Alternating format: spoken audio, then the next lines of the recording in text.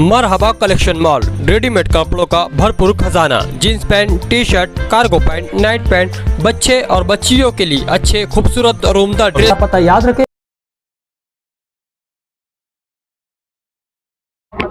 गुलाब पगारे साहब, निखिल पवार साहब, शरद भाऊ और ऐसे तमाम ही पक्ष और संगठन के माध्यम से जो आज के इस आंदोलन को पाठिंबा दिया, मैं उनका आभार व्यक्त करता हूं, शुक्रिया अदा करता हूं।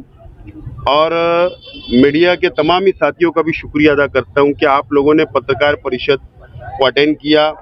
पत्रकार परिषद के अंदर हमने पूरे सबूत रखे, सिर्फ वो प्रेस लेकर हम घर चले गए ऐसा नहीं।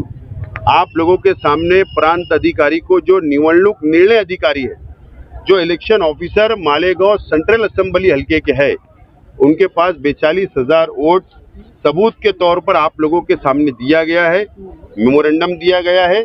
और मैंने उनसे कहा कि आप हमको आज का या कल का समय दे, हम आकर आपको और डिटेल समझा सकते हैं कि सबूत में कहां कहां से चोरी हुई। ये देश के अंदर जो वोट चोरी शुरू हुई है, ये बहुत ही खतरनाक है इस देश के लिए, इस देश के संविधान के लिए, इस देश के हिंदू मुस्लिम भाईचारा के लिए। क्योंकि जो लोग आज सत्ता पर बैठे हैं, जो लोग देश का नेतृत्व कर रहे हैं, उनका एक उद्देश्य होता है कि समाज को लड़ाओ और राज करो। अब उन्होंने नया आइटम शुरू किया है, वोट चोरी करके सत्ता पे बैठो। और मैंने इससे प्रेस में भी कहा, अभी दोबारा बोल रहा हूं कि मालेगांव सेंट्रल असेंबली के अंदर 42,000 सबूत वोट जो चोरी हुई हमने दिया है।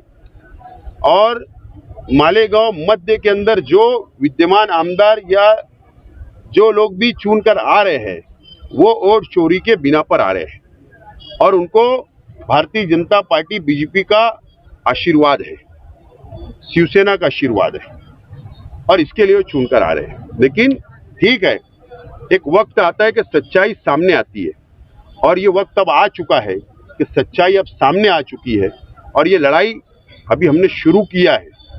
अब ये प्रांत अधिकारी के जिम्मे है कि आप वो लड़ाई को मालेगांव की हद तक खत्म करना चाहते हैं, वो डिलीट करके खत्म हमारी डिमांड को मान के, या अब ये लड़ाई को हमने गली से लेकर दिल्ली तक ले जाना है।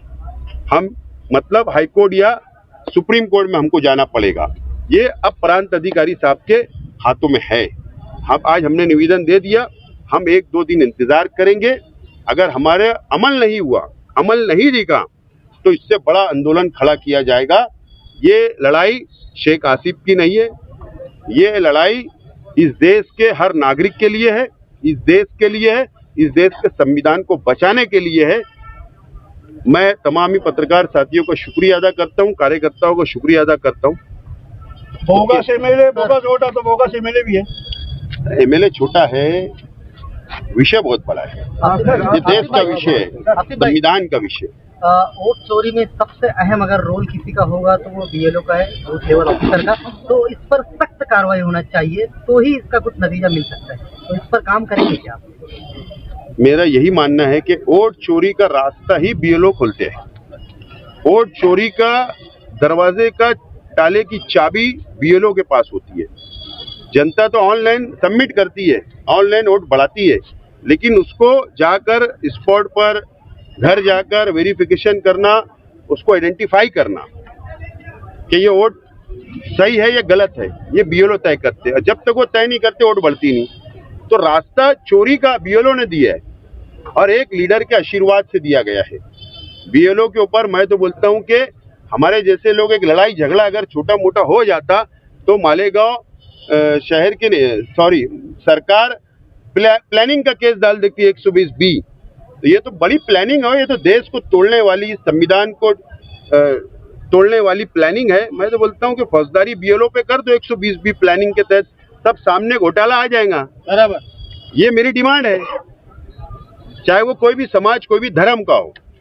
लेकिन अगर देश बचाना है, संविधान बचाना है, वोट चोरी रोकना है, तो उसके लिए लड़ना पड़ेगा और उसको ऊपर उठ के लड़ना पड़ेगा। इसके लिए हमारी तैयारी है, इसके अंदर जिम्मेदार बीएलओ भी है।